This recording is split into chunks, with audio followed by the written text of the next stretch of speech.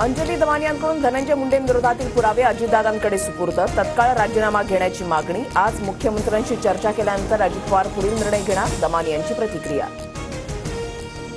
धनंजय देशमुखांनी अंतरवाली सराटीमधल्या उपोषणस्थळी घेतली मनोज जरांगेंची भेट. मस्साजोग ग्रामस्थांसह धनंजय देशमुख आज 1 दिवसीय उपोषण करणार.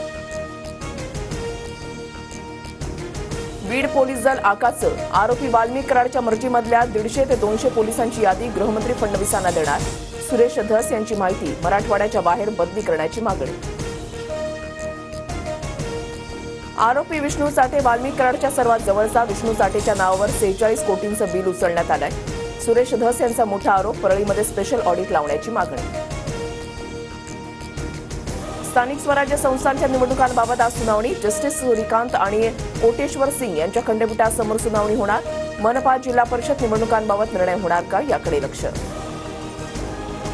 पालघरचे शिंदेगडाचे नेते अशोक धोडी यांच्या अपहरणाचा गुन्हा दाखल. ड्रोनच्या माध्यमातून अशोक धोडींचा शोध घेण्याचा प्रयत्न. धोडी मागील 7 दिवसांपासून बेपत्ता. हॉटस्टार कार्यालयामधील राड्यानंतर मनसेचे नेते अमय खोपकरांसह 10 जणांच्या विरोधात गुन्हा दाखल.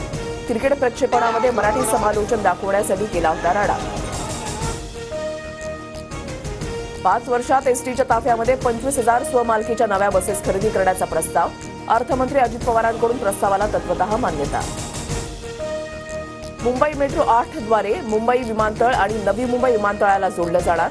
सार्वजनिक खासगी भागीदारी तत्वावर मंजुरी देण्याचा निर्णय. सविस्तर प्रकल्प अहवाल सिडको मार्फत तयार करण्याचे नगर विकास विभागाचे आदेश. मुंबई महानगरातील पाणी प्रश्न सोडवण्यासाठी सरकारचा प्रयत्न. सूर्या कवडास सूर्या नदीवरील 5 कोल्हापुरी बंधारे अशा 10 प्रकल्पांवर आढावा बैठक. टाइमलाईन निश्चित करून वेगानं काम करण्याच्या सूचना. सोलापुरात गुलेनबॅरी सिंड्रोमचा पहिला बळी. 2 संशयित रुग्णही आढळले तर पुण्यामध्ये 24 तासामध्ये नव्या 28 रुग्णांची नोंद. आकडा 101 वर.